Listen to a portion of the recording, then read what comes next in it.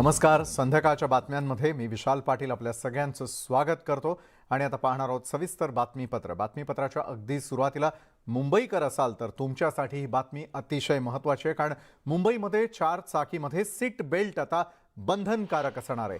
कारमध्ये सर्वच प्रवाशांना सीट बेल्ट बंधनकारक असेल. कार चालकासह इतरांनाही सीट बेल्ट बंधनकारक करण्यात आलेला आहे. सीट बेल्ट न लावल्यास कारवाई केली जाईल. 1 नोव्हेंबरपासून ही अंमलबजावणी केली जाणार आहे. नियम मोडणाऱ्यांवरती आता कडक कारवाई होणार आहे. येत्या 1 नोव्हेंबरपासून हा नियम तुम्हा सगळ्यांनाच पाळावा लागणार आहे.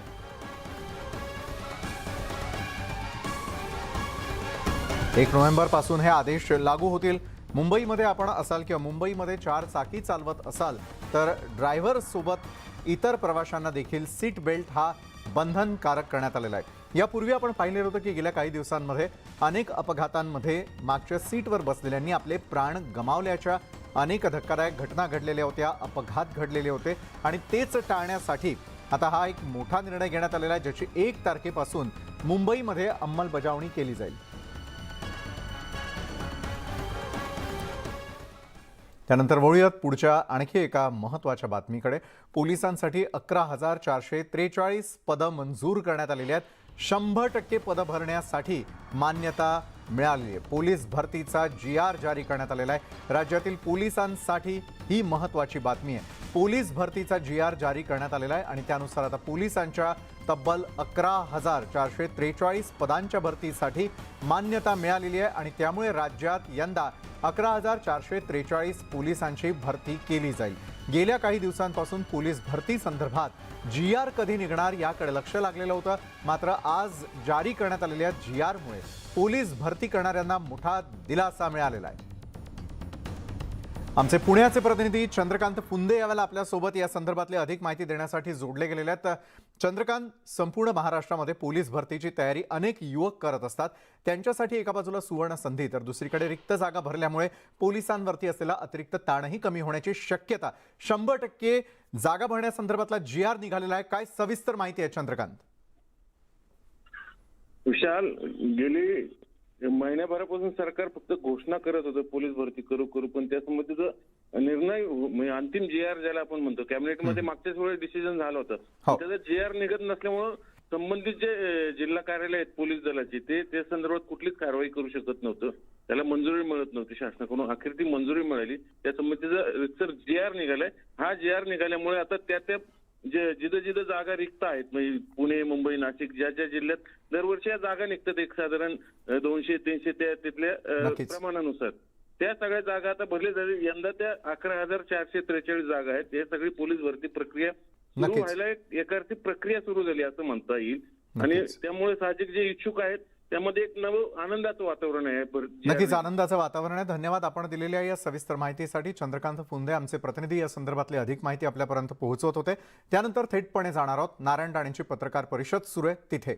19ला भाजप ती जागा जिंकू शकली नाही किंवा पराभव झाला अशा देशातल्या 144 जागा आहेत. त्या 144 जागा आहेत तिथे केंद्रीय मंत्र्यांना प्रत्येकी 2-2 मतदारसंघ देऊन त्या निवडणुका 2024ला तिथला खासदार भाजपचा यावा म्हणून त्याची पूर्वतयार करण्यासाठी हा प्रवास आहे. आणि तो प्रवास करत मी दक्षिण गोव्यावरून दक्षिण मुंबईत हा दुसरा दिवस आहे माझा. 1 दिवस यापूर्वी झाला आणि मी आज आलेलो आहे. सकाळी बांबुनाथला महादेवाचं दर्शन घेऊन मी कार्यक्रम करत काळा चौकीला येऊन पोचलो. इथे यावं, पत्रकार बांधवांना भेटावं, येणाऱ्या निवडणुकीच्या युक्तिवादाचे धडे घ्यावेत या स्तुत्य हेतूने मी ही प्रेस घेतलेली आहे. मी एकच सांगतो या लोकसभा प्रवासाच्या संबंधी. माझ्याजवळ दक्षिण गोवा आणि दक्षिण मुंबई आहे. मी तिकडेही 2 दिवस जाऊन आलो आहे, इथेही दुसरा दिवस आहे. हे दोन्ही मतदारसंघ 2024ला भारतीय जनता पक्षाला मी निवडून दिल्याशिवाय राहणार नाही, हा माझा निर्धार आहे. आणि म्हणूनच आज जाहीर करतो की दोन्ही मतदारसंघ भाजपचे निवडून आले असे समजायला हरकत नाही. आणि म्हणून तो प्रचार करत आज इथपर्यंत आलेला आहे. तुमच्या प्रेस नंतर या ठिकाणी सभाही आहे. आता राजकीय जे असेल ते तुम्ही प्रश्न विचारा, तुमच्या प्रश्नाला उत्तर मी देईन. पण माझ्या माहितीप्रमाणे सन्माननीय आशिष शेलार इथे आल्यानंतर म्हणाले की मुंबईतील पोटनिवडणूक जी अंधेरीची होते त्यात भारतीय जनता पक्षाच्या उमेदवाराने आपला फॉर्म भरलेला आहे मुरजी पटेल म्हणून, आणि म्हणून त्यांनाही शुभेच्छा देतो. ते भरघोष मतांनी निवडून येतील ही खात्रीही, आणि उद्याची महानगरपालिकेची निवडणूक आम्ही जिंकणारच. हा जो रिझल्ट येणार आणि आम्ही जिंकणार त्याचा प्रत्यय अंधेरीची निवडणूक आणून देईल असं मला स्वतःला विश्वास आहे. आणि म्हणून या संबंधी आपल्याला काही प्रश्न विचारायचे असतील आपण विचारू शकता.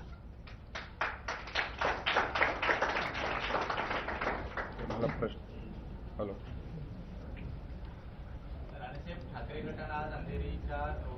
कुठले ठाकरे? 2 ठाकरे आहेत ना. हा, उद्धव बाळासाहेब ठाकरे. आमचे पण ठाकरे आहेत ना, म्हणून बोलतो. काय केलं शक्तीप्रदर्शन म्हणजे?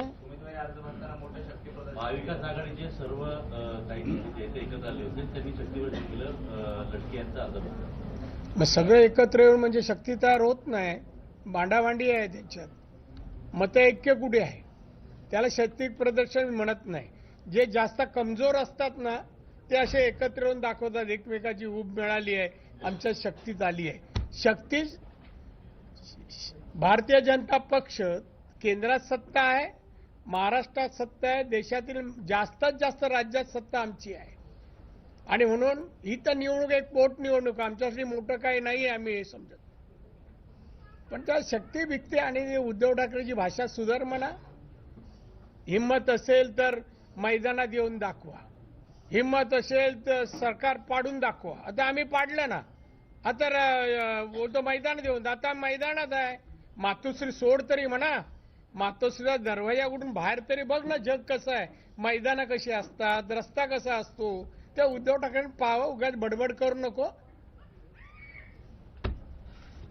आदित्य ठाकरे वारंवार म्हणतायत की हे आता तुम्ही हेच प्रश्न विचारणार तर मी ते जय जय महाराष्ट्र बोल. कसला आधीच्या शांबड्या मुलांचे प्रश्न मला विचारतो तू?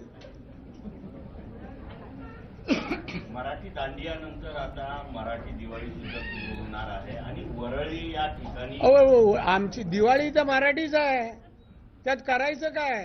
हा दांडिया नव्हता आमचा. वरळीमध्ये फोकस केलेला वरळीला हे बघा, भाजपचा तो उपक्रम आहे. वरळी कोणाची नाहीये. वरळी मुंबईत येते आणि मुंबई महाराष्ट्राची राजधानी आहे.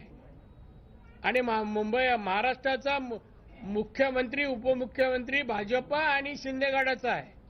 त्यामुळे यांचं काय राहिलं नाही आहे. आता राज्य गेलं, मुंबई गेली, आता वरळी आली का? नंतर मातोश्री येईल. या लोकसभा मतदारसंघाची जबाबदारी आता तुमच्याकडे दिली, पुढच्या वेळी भाजपचा खासदार असणार काय म्हणजे? आता मी पहिलंच सुरुवातच तिथून केली. दक्षिण मुंबई भाजपचाच खासदार असणार आणि मुंबईत एकही खासदार शिवसेनेचा येणार नाही याची आम्ही काळजी घेऊ. याला ब्रेकिंग न्यूज झाली.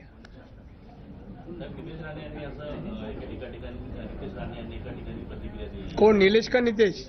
हा, काय की रमेश लटके यांनी स्वतः त्यांना सांगितलं होतं की उद्धव ठाकरे त्यांना भेटायचे नाही, त्यांचा अनेक वेळा अपमान करायचे, निवडणुकीच्या वेळी सानुकूल आटली जाते. हा, नितेश राणे यांनी असं म्हटलंय की रमेश लटके त्यांनी स्वतः त्यांना सांगितलं होतं की उद्धव ठाकरे त्यांना कधी भेटायचे नाही, त्यांना अनेक वेळा अपमानित केलं होतं, या निवडणुकीला फक्त सहानुभूती लाटली जाते. नाही, मग आता ह्या प्रश्नाचं मला काय, मी नितेशशी बोललो नाही, ही काय मला माहित नाही. पण मला एवढी माहिती होती रमेश लटके असते तर आज शिंदे गटात असते.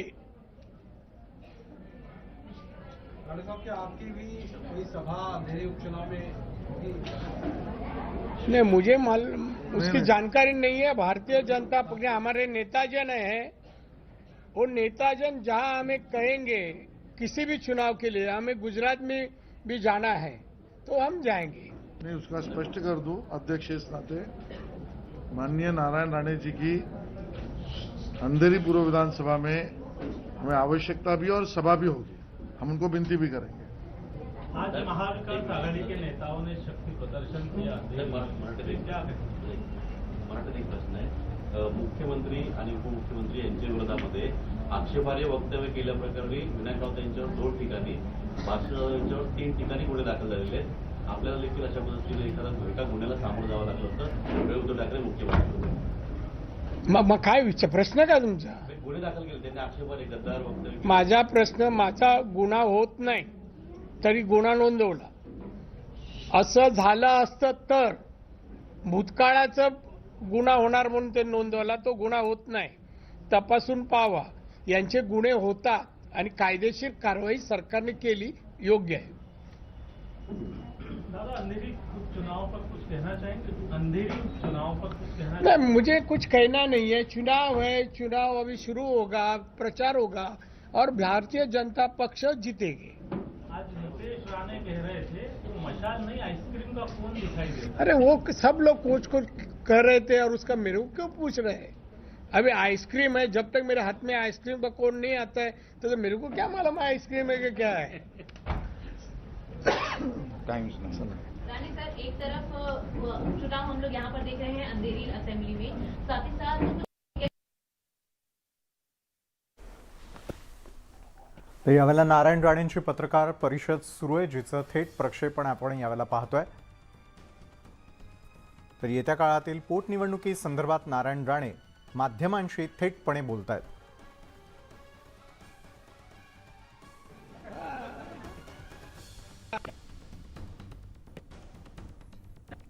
तर नारायण राणेंची पत्रकार परिषद सुरू आहे. दक्षिण मुंबईत भाजपचाच खासदार निवडून येणार असल्याचा विश्वास त्यांनी बोलून दाखवलेला आहे. तर मनपाची देखील निवडणूक आम्हीच जिंकणार असल्याचा विश्वास त्यांनी माध्यमांशी बोलत असताना व्यक्त केल्याचं आपण पाहतोय. तर दुसरीकडे उद्धव ठाकरे आणि आदित्य ठाकरे यांच्याबद्दल प्रश्न विचारल्यानंतर जहरी टीका पुन्हा एकदा त्यांनी केलेली आहे. तर येत्या काळातील पोटनिवडणुकांसंदर्भात आपले काही प्रश्न असतील तर त्या संदर्भात विचारा, असं देखील त्यांनी खडसावून सांगितलं. तर येत्या काळातील निवडणुका आणि 2024 ची तयारी याविषयी ते बोलतात. बाहर आवाज है, उनको लग रहा है अभी कि वो अभी अंदर जाने वाले हैं, उनको साथ देने के लिए. राणे साहेब त्यांना मदत करतील असं वाटलं, म्हणजे त्यांचा काही असा आवाज आला का? त्यांना माहिती, विश्वास आहे राणे अशी मदत करत नाही करत.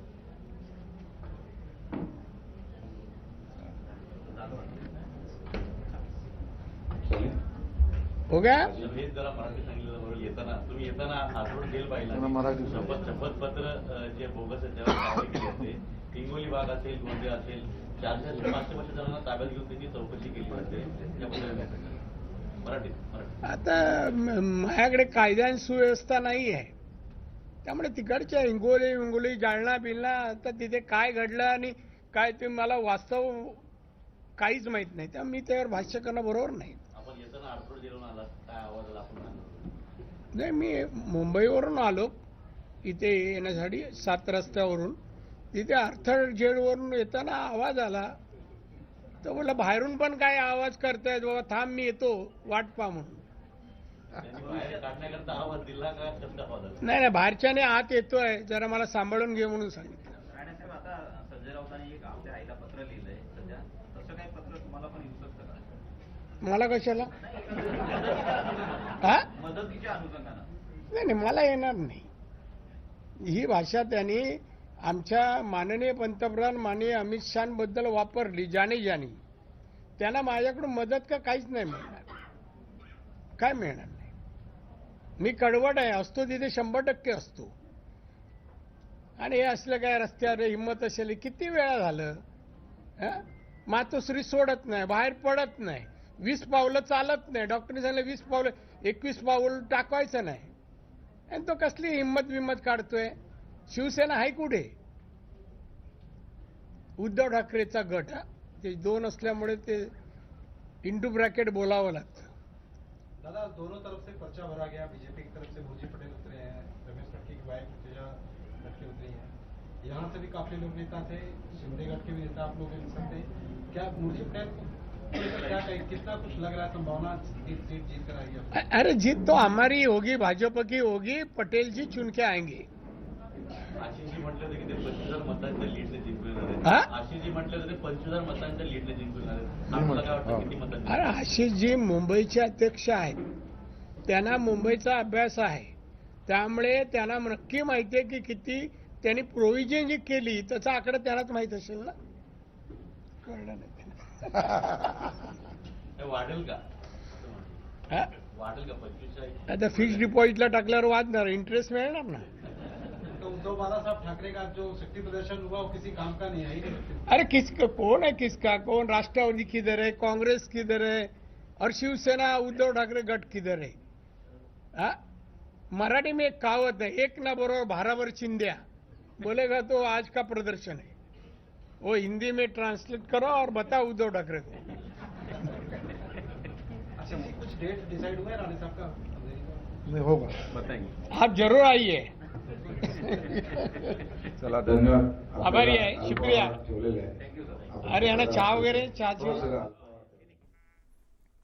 ते यावेळेला सुरू असलेल्या पत्रकार परिषदेमध्ये विचारलेल्या काही प्रश्नांना मिश्किल उत्तर देखील नारायण राणे देताना दिसून येत आहेत. तर येत्या काळातील निवडणुकांसाठी झालेली संपूर्ण तयारी भाजपची मुंबई संदर्भातली याविषयी देखील ते बोलायला विसरलेले नाही आहेत.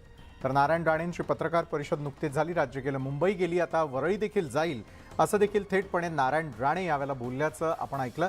नारायण राणेंनी उद्धव ठाकरेंवरती टीका देखील केलेली आहे. तर दुसरीकडे आता किशोरी पेडणेकर देखील पत्रकारांशी बोलतायत. थेट पाहूयात. मतं बनवायला लावतायत ते म्हणतायत. त्यामुळे जे आहे ते येत्या 2024 पर्यंत ही 12 आणि 13 तोंड वाटेल तशी बोलणार आहेत. नागरिकांना उलट या माध्यमातून आव्हान आहे, जे सत्य आहे, जे खरं आहे त्या बाजून ते उभे राहतील. ते उदय सामंत यांनी आरोप केलेला आहे की जे ॲफिडेव्हिट आहेत जे शिवसेनेनं सादर केले तो एक खूप मोठा घोटाळा आहे. तेलगी नंतरचा हा कदाचित सगळ्यात मोठा घोटाळा असेल. त्यामुळे या घोटाळ्याची सुद्धा संपूर्ण चौकशी नाही, चौकशी तर नक्की व्हायला पाहिजे. मी तर म्हणते कराच. कारण काय आहे, आरोप करणं सोपं आहे. त्याच्यामध्ये मग ते उदय सामंत असतील, त्याच्यानंतर आमचे दीपक केसरकर असतील. अहो हे आले कधी पक्षात? त्यांच्या पक्षामध्ये येण्याचं इयर बघा ना. अहो बाळासाहेबांचं नख पण त्यांनी पाहिलं नाही. पण बोलताना काय बोलतात, अगदी बाळासाहेबांना जसं काय बाळासाहेबांनी यांना गोदीतच खेळवलं इतकं बाळासाहेबांबद्दल बोलतात. म्हणजे किती ढोंगीपणा. तुमची येणीच 17, तुमची येणीच 19, तुमचं येणंच ह्या पक्षात 14. बाळासाहेबांचा पिक्चर पाहिला असेल, बाळासाहेबांना तुम्ही फोटोत पाहिले असेल, पण बाळासाहेबांना भेटलात तरी कधी? आणि बाळासाहेबांबद्दलच्या निष्ठा सांगतात तुम्ही बाडग्यानो, तुम्ही शिकवणार काय? शिंदेंनी काही लोकांना विशेषतः म्हणजे उद्धव बाळासाहेब ठाकरे यांच्या शिवसेनेतल्या काही लोकांना सुरक्षा वाढवून दिलेली आहे. त्यामुळे त्या सगळ्यांना आपल्या गळी लावण्याचा प्रयत्न शिंदेनी नव्हे, मुख्यमंत्र्यांनी दिले. आणि ज्याची बिचाऱ्याची जीव जाईल अशा परिस्थिती निर्माण धमक्या येत असतील, जाऊ शकतं. तर तुमच्या गटात तर अजूनही जे काय वाय काय झेड काय कुठल्या सिक्युरिटी दिले आहेत. त्यामुळे जर आमच्या साळवीला जर दिली असेल तर ती मुख्यमंत्री म्हणून दिली असेल. तर नुकतीच नारायण राणे यांची पत्रकार परिषद आटोपली आणि त्यानंतर किशोरी पेडणेकर यांनी देखील सडेतोड उत्तर द्यायला सुरुवात केलेली आहे. तर दुसरीकडे महाराष्ट्रासाठी मोठी आणि महत्त्वाची बातमी येते पुण्यातून. कारण गेल्या तासाभरापासून पुण्यामध्ये पावसाचा तडाखा सुरू आहे. पुण्यामधील बहुतांश भागात मुसळधार पाऊस कोसळतोय. पावसाचा जोर मोठा असल्यानं शहरातील अनेक ठिकाणी रस्त्यावरती पाणी साचलेलं दिसलं. पुणे जिल्ह्याला 2 दिवस येलो अलर्ट देण्यात आलेला आहे. हवामान विभागानं त्यांना हा येलो अलर्ट दिलेला आहे. पुण्यासह पश्चिम महाराष्ट्रात पुढील 2 ते 3 तास पावसाचा जोर असाच कायम राहणार आहे. हवामान विभागानं ही माहिती दिली आहे.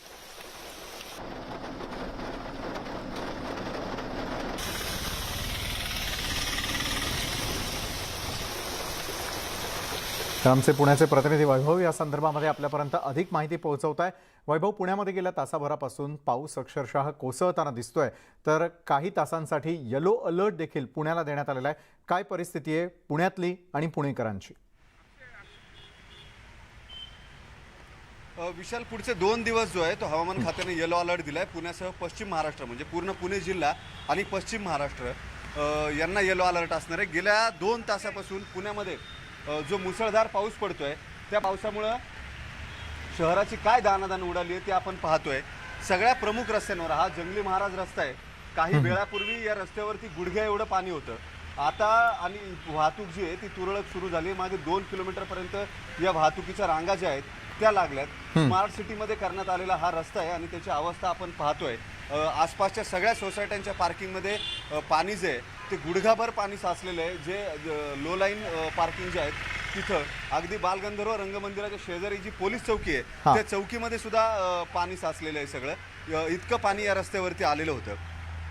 पूर्ण दाणादाण जी आहे ती या 2 तासाच्या पावसानं उडवलेली होती. आपल्यासोबत राष्ट्रवादीचे शहराध्यक्ष आहेत प्रशांत जगताप, त्यांना विचारूयात. पुढारी आहेत, त्यांची सत्ता होती पुणे महापालिकेमध्ये. ही परिस्थिती बघितल्यानंतर तुम्हाला असं वाटतं का की पुणेकरांनी राजकारणी म्हणून तुमचं किंवा तुमच्या विरोधकांचं कौतुक करायला हवं? या ठिकाणी राजकारणी, ठेकेदार आणि प्रशासकीय मंडळी एकत्रित एखाद्या शहराचा कसा खेळ खंडोबा करू शकतात याचं मूर्तिमंत उदाहरण म्हणजे हा जंगली महाराज रस्ता आहे. या रस्त्याची एकेकाळी ओळख अशी की 40 वर्ष एकदाही खड्डा न पडलेला, एकदाही डांबरीकरण करायची गरज न लागलेला रस्ता म्हणून हा होता.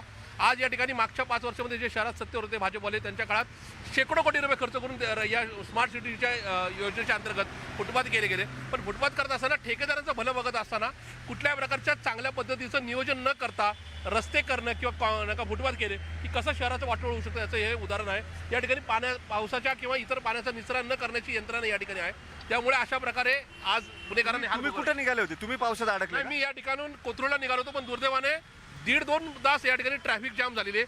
ॲम्ब्युलन्स सुद्धा अडकून पडली होती. पोलिसांना त्या ठिकाणी कुठेतरी पोलिसांना सुद्धा अडचण निर्माण झाली की ॲम्ब्युलन्स कशी बाहेर काढायची. आज गुडघाभर पाण्यामध्ये मगाशी गाड्या होत्या. पण दुर्दैवाने मला एक सांगावंसं वाटेल की नागरिकांनी सुद्धा या ठिकाणी घोषणांच्या नावाखाली, काही आकर्षक चेहऱ्याच्या नावाखाली मतदान करत असताना एक चुकीच्या माणसाच्या हातात कारभार केला आणि ती मंडळी ठेकेदार आणि एकूणच अधिकाऱ्यांच्या बरोबर कशा प्रकारे भ्रष्ट कारभार करू शकतात याचं उदाहरण ह्या निमित्ताने पुढे आलेलं आहे. इथून पुढच्या काळामध्ये नियोजनबद्ध विकासाच्या माध्यमातून शहरं विकसित व्हावीत याकरता चुकीचे ठेकेदार, चुकीचे राजकारणी महापालिकेत येऊ नये यासाठी नागरिकांनीच काळजी घेण्याची गरज आहे असं मला वाटतं. असू द्यात किंवा विरोधक, पुणेकर कुणाचंच कौतुक करतील आता या इतक्या पावसानंतर.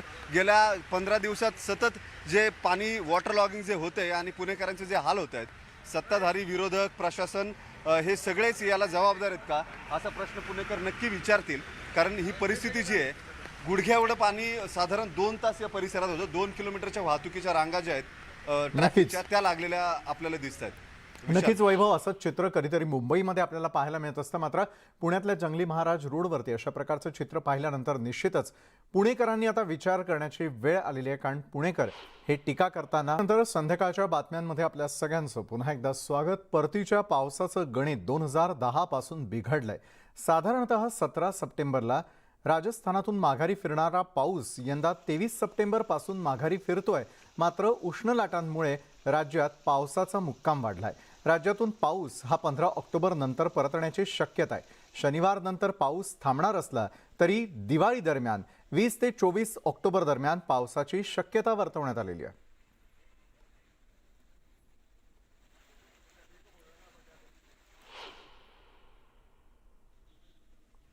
तर तिकडे बीड जिल्ह्यामध्ये परतीच्या पावसानं धुमाकूळ घातलेला आहे.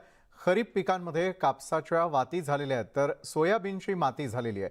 अतिवृष्टीनं शेतकऱ्यांच्या हातातोंडाशी आलेला घास हिरावून घेतला गेलेला आहे. त्यामुळे दिवाळी कडू झालेली आहे. सरकार मायबाप काहीतरी मदत करा, अन्यथा आत्महत्येशिवाय पर्याय नाही, अशा आर्त हाका या बीडच्या शेतकऱ्यांनी द्यायला सुरुवात केली आहे.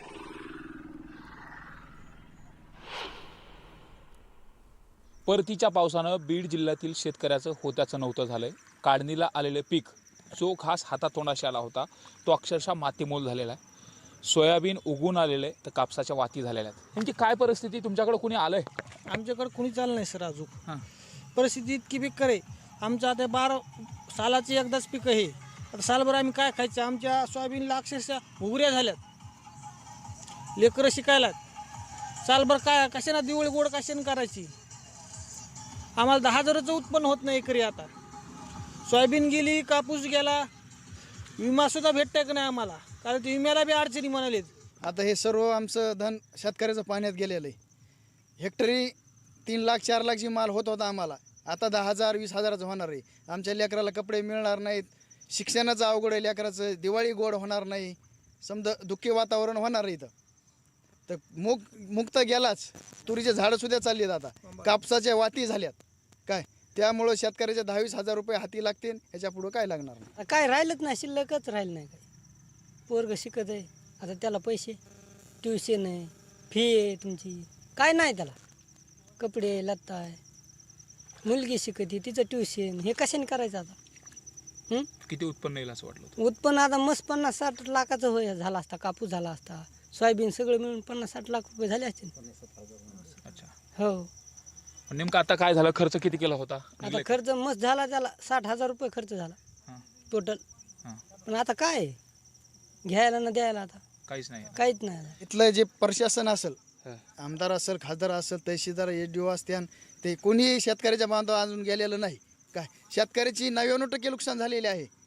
तर इथल्या प्रशासनाने लवकरात लवकर पंचनामे करून शेतकऱ्याला हेक्टरी 50,000 रुपये अनुदान द्यायलाच पाहिजे, तर शेतकऱ्याची दिवाळी गोड होणार आहे. काय नसता कुठलाही शेतकरी आमदार खासदार रस्त्यावर फिरून देणार नाहीत. सरकार मायबापनं या शेतकऱ्याच्या दिवाळीला गोड करण्यासाठी मदत द्यावी अशीच मागणी केली जाते. कॅमेरा प्रकाश जाधव सोबत सुरेश जाधव, न्यूज 18 लोकमत, बीड. बीडच्या आष्टी तालुक्यामधील वनवेवाडी इथे पाझर तलाव फुटला आणि यामुळे शेकडो एकरातील शेतीचं नुकसान झालेलं आहे. दरम्यान नुकसानीचे पंचनामे करून तत्काळ भरपाई देण्याची मागणी इथल्या शेतकऱ्यांनी केली आहे.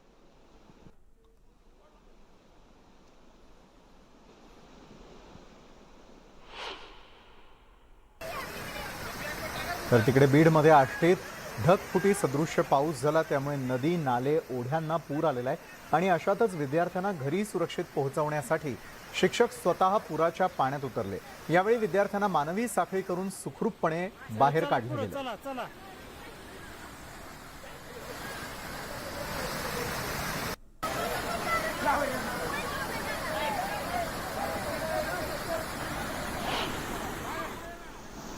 अहमदनगर जिल्ह्यामधील अकोले तालुक्यामध्ये गेल्या 4 दिवसांपासून सुरू असलेल्या मुसळधार पावसानं धुमाकूळ घातलेला वीरगाव इथे झालेल्या ढगफुटी सदृश्य पावसानं जनजीवन विस्कळीत झालं आणि पावसामुळे वीर गावातील 25 घरांमध्ये पाणी शिरल्यानं राहण्याचा आणि जगण्याचा प्रश्न निर्माण झाला. गोरगरीब कुटुंबीय उघड्यावरती आलेले असून प्रशासन काहीही लक्ष देत नसल्यानं संतप्त नागरिकांनी तहसील कार्यालयावरती ठिय्या मांडला.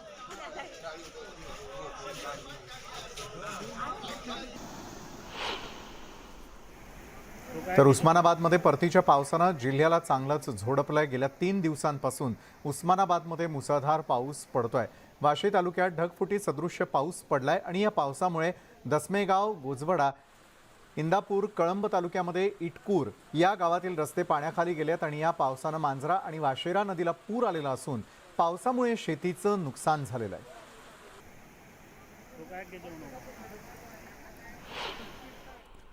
तर संगमनेर शहरामधील म्हाळुंगी नदीवरील पूल पुरामुळे खचलाय. स्थानिक रहिवासी आणि पुलावरील पिण्याच्या पाईपलाईन दुरुस्तीसाठी आलेल्या लोकांच्या निदर्शनास आल्यानं त्यांनी तत्काळ धोकादायक पुलावरील वाहतूक येण्या जाण्यासाठी बंद केलेली आहे.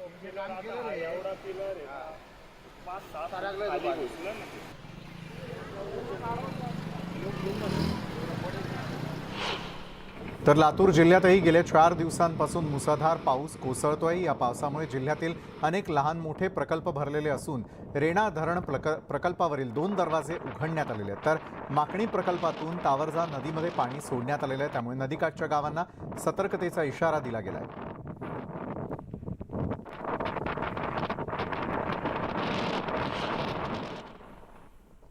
तर नाशिक आणि नगर जिल्ह्यात परतीच्या पावसानं जोरदार हजेरी लावल्यानं नाथसागर धरणात येत असलेली पाण्याची वाढती आवक पाहता जायकवाडी आज धरणाचे 18 दरवाजे 2 फुटानं उघडून गोदावरी नदीपात्रामध्ये पाणी सोडण्यात आले.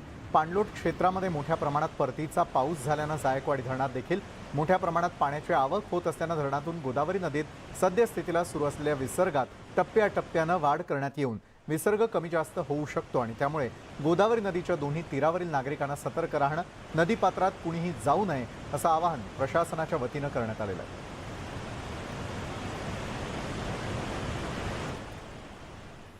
आणि या क्षणाची मोठी बातमी येते. समता पक्ष उद्या दिल्ली उच्च न्यायालयामध्ये आपली बाजू मांडणार आहे. अंधेरी विधानसभा पोटनिवडणुकीमध्ये मशाल शिवसेनेला हे चिन्ह देऊ नये, चिन्हाच्या वादामुळे समता पक्षाच्या पाठिंब्याला फटका बसलेला आहे.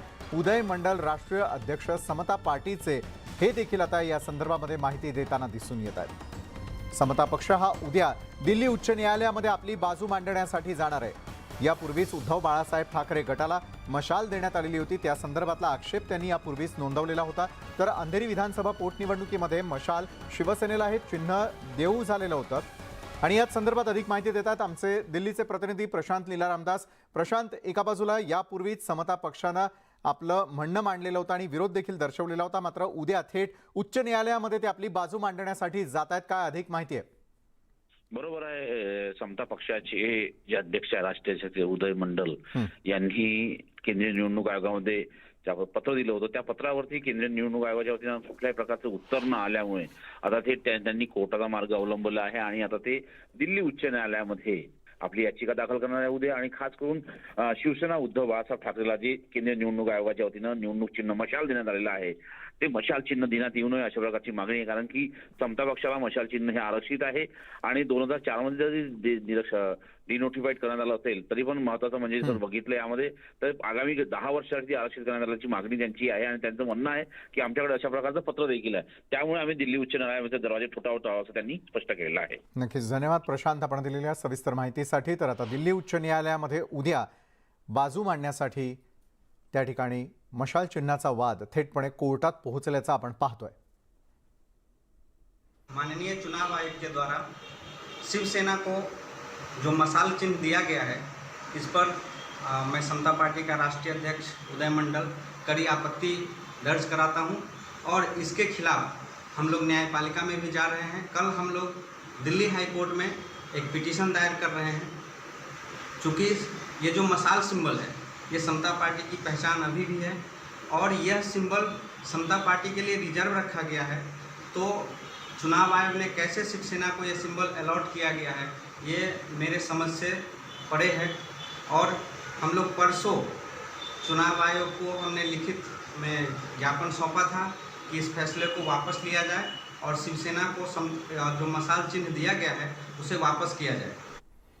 त्यानंतर साताऱ्यातून एक ब्रेकिंग न्यूज येते आणि ती बातमी आहे म्हणजे पणन सहसंचालक शशिकांत घोरपडे यांच्या संदर्भातली.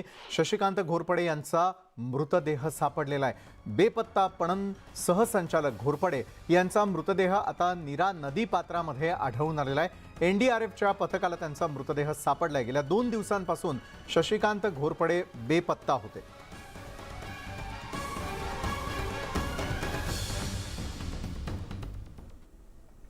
तर नक्षल चळवळीचा मास्टर माइंड प्राध्यापक गोकलकोंडा नागा साईबाबा उर्फ GN साईबाबा आणि त्याच्या साथीदारांची मुंबई हायकोर्टाच्या नागपूर खंडपीठानं निर्दोष मुक्तता केलेली आहे. सत्र न्यायालयामध्ये खटला दाखल करण्यापूर्वी केंद्र किंवा राज्य सरकारची मंजुरी घेण्यात आलेली नाही. या तांत्रिक कारणामुळे हायकोर्टानं सर्वांना निर्दोष सोडलं. तसंच सादर केलेले पुरावेही कोर्टानं फेटाळले. याआधी 7 मार्च 2017 रोजी साईबाबाला बेकायदा कारवाया प्रतिबंध कायद्याअंतर्गत दोषी ठरवण्यात आलेलं होतं आणि गडचिरोली सेशन्स कोर्टानं साईबाबा आणि त्याच्या साथीदारांना दहशतवादी कृत्याचा कट रचणं, दहशतवादी संघटनेला सहकार्य करणं, दहशतवादी संघटनेसाठी कार्य करणं इत्यादी गंभीर गुन्ह्यांमध्ये दोषी ठरवून जन्मठेपेसह विविध कालावधीच्या कारावासाची शिक्षा सुनावलेली होती. मागील 5 वर्षापासून साईबाबा आतमध्ये आहे आणि पूर्ण टीम त्यांची आतमध्ये आहे. ज्यात जे एलिगेशन्स होते ते काही नाही पण कॉन्स्पिरसी एवढंच त्यांनी दाखवलेलं आहे. त्याच्यात काही त्यांच्या व्यतिरिक्त काहीच नव्हतं आणि या बेसिसवर कोर्टाने पण चांगले प्रकारे त्यांनी एव्हिडन्सला कन्सिडर करून त्यांनी आम्हाला जस्टिस दिला आहे. ब्रेकनंतर आपण पाहताय संध्याकाळच्या बातम्या. पुणे नगर महामार्गावरती सरदवाडी इथे एका भरधाव ट्रकनं रस्ता ओलांडत असलेल्या एका वृद्धाला चिरडल्याची घटना घडली आहे. अपघातामध्ये कन्हैयालाल फिरोदिया यांचा मृत्यू झालेला असून अपघातानंतर कंटेनर चालक फरार झालाय. अंगावरती काटा आणणाऱ्या अपघाताचा हा थरार CCTVमध्ये कैद झालाय. पोलिसांकडून फरार कंटेनर चालकाचा शोध सुरू आहे.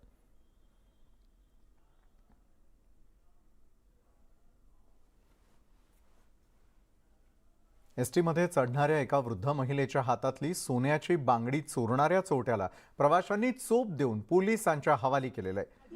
ही घटना सटाणा एसटी बस स्टँडवरती घडली.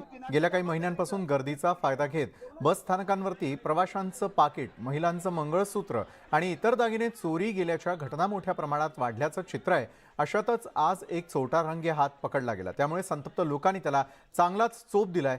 त्याचे आणखी किती साथीदार आहेत याचा तपासही आता पोलीस करतायत. नवी मुंबईमधील ऐरोली परिसरामध्ये सोनसाखळी चोरीच्या घटनांमध्ये दिवसेंदिवस वाढ होतीये. ऐरोलीत निलंबरी अपार्टमेंटमध्ये 2 चोर दुचाकीवरती आत शिरले. यानंतर त्यांनी एका गेटवर असलेल्या एका वृद्ध महिलेच्या गळ्यातील सोनसाखळी खेचली आणि ते पळून गेले. दरम्यान या घटनेत वृद्ध महिला रस्त्यावरती आपटली आणि त्यामुळे त्यांना गंभीर दुखापत झाली आहे. चोरीची ही संपूर्ण घटना सीसीटीव्ही कॅमेऱ्यामध्ये कैद झाली आहे.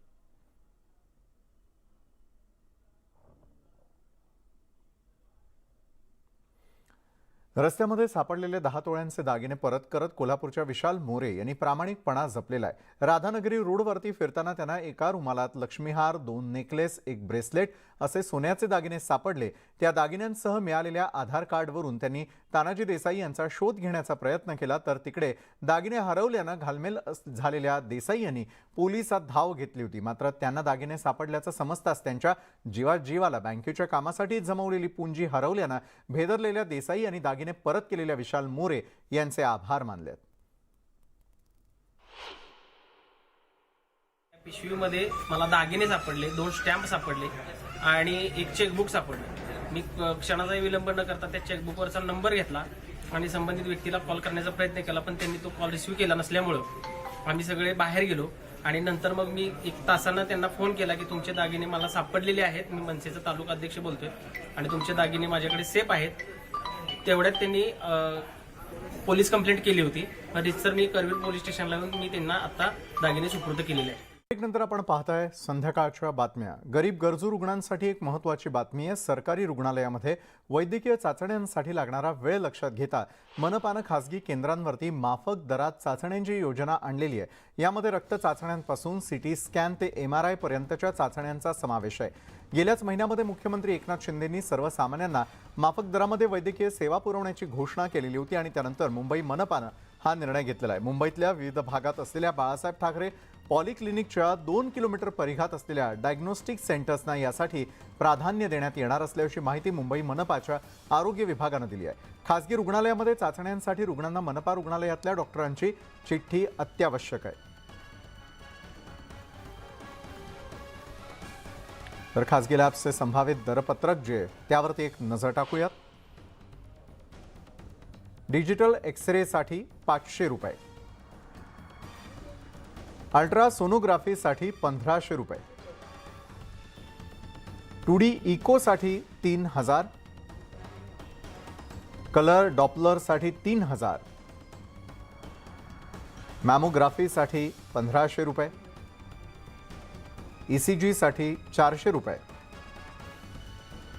तर सिटी स्कॅनसाठी 2000 रुपये, सिटी स्कॅन कॉन्ट्रास्टसाठी 2500 रुपये, तर MRI साठी 3500 रुपये, MRI कॉन्ट्रास्टसाठी 4500 रुपये, दातांचा एक्सरे 350 रुपये, OPG साठी 100 रुपये,